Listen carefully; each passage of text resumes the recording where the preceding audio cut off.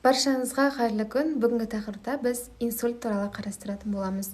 Инсульт дегеніміз мидағы қан айналым бұзылысымен көрініс беретін, мидағы нерв жүйесінің зақымдануымен сипатталатын ауру болып саналады. Бұл кең таралған әрі кенеттен пайда болатын қауіпті аурулардың бірі. Себебі бұл кезде адамды біз тіпті жоғалтып алуымыз мүмкін, яғни дер кезінде көмек көрсете алмасақ. Енді бұл инсульттың екі түрге бөлінетінін көбісі біле бермейді. Яғни көпшілігі ойлайды, бұл тек қана миға қан құйылу деп. Жалпы бұл қан құйылу дегеніміз геморрагиялық деген түрі, яғни мидағы қан қысымының жоғары түрде болған кезде қан қысымдары жарылып кетеді, миға қан құйылады. Бұл бізде геморрагиялық инсульт деп айтылады. Ал ишемиялық деген түрі бар. Бұл кезде миға керісінше қанның жетпей қалуы. Яғни қалай жетпей қалады? Қан тамырлар бойымен бізде қан барып, жалпы жасушаларды, тіндерді өзінің қоректі заттарымен, оттегісімен қамтамасыз етіп отырады. Бірақ мидағы қан тамыры тарылатын болса, ол жер бір кедергілер, яғни тромбемболия, атеросклероз болған кезде ол жерден қан өте алмай қалады. Сәйкесінше мидағы жасушаларға, тіндерге бізде оттегі, қоректі заттар бармай, мидың жасушалары өліктене бастайды. Бұл бізде ишемиялық инсульт деп айтылады. Енді инсульттың белгілеріне тоқталатын болсақ, біз оны екі түрмен қарастырамыз. Яғни кейде фест ағылшын түрінде айтылады, ал орысша кейде удар деп айтамыз.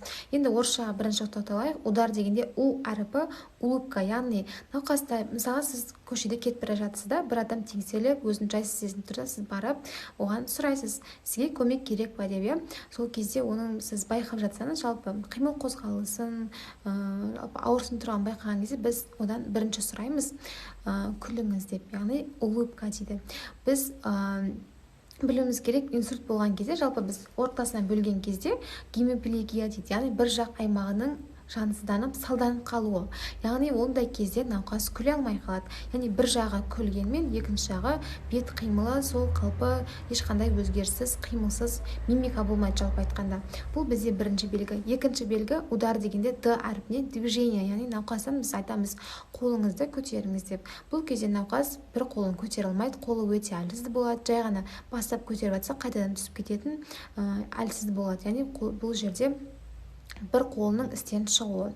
Екінші, енді айттық, үшіншісі бізде афазия дегеніміз, науқасқа біз сұрақ қойған кезде ол сөйлей алмай, күмілжіп, немесе сақауланып сияқты сөздері түсініксіз болып, оның сөйлеуі қиындай бастайды. Сонымен қоса пациенттің көру қызметінің нашарлауына, бас ауруына, бас айналуына шағымданатын болады. Егер де осындай белгілерді байқайтын болсақ, біз оны тез арада инсультный центрға 103-ге хабарласу арқылы жеткізуіміз керек. Егер де біз оны 4-4,5 сағаттың ішінде оны анықтап, тез арада ем жүргізбейтін болсақ, одан айырылып қалуымыз мүмкін. Енді оны инсультный центрға жіберген соң дәрігерлер толық анализ жүргізетін болады, және басты МРТ-ға, КТ-ға түсіреді, қажет болса бас ми қан тамырларын көруге арналған арнайы зерттеу әдістерін жүргізетін болады. Енді бұл ауру қалай пайда болады? Оған алып келетін себептерге тоқталатын болсақ, ең бірінші артериялық гипертензия немесе артериялық гипотония болған жағдайда, яғни қан қысымының жоғарылап кетулер немесе төмендеп кеткен кезде. Және екіншіден вегетамырлы дистониялар болған кезде, және де бас миының, жүректің аневризмалары болған жағдайда, қан диабеті және онкология аурулар, қан аурулары, жүрек аурулары деген сияқты ішкі органдардың патология жағдайлары да әсер ететін болады. Және бізде фактор риска деген нәрсе бар. Ол бізде алкоголь ішу, темекі шегу, гиподинамия, яғни қимыл қозғалысының аз болуы, артық салмақ, тамақтанған кезде тамақтағы тұздың мөлшері 5 граммнан артық болуы, яғни күніне тұзды аш тағамдарды көп қолдануда бұл зиян болып саналады.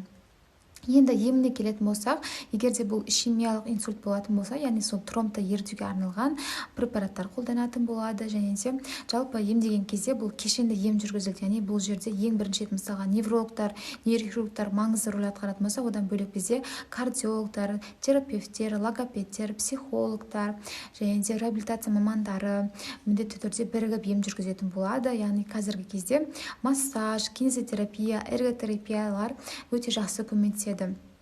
Өйткені науқастың қимыл қозғалысына, аяқ қолдарын жансыздану, бұлшықеттердің әлсіреуі байқалғандықтан реабилитация мамандары қазіргі кезде өте жақсы көмектесетін болады.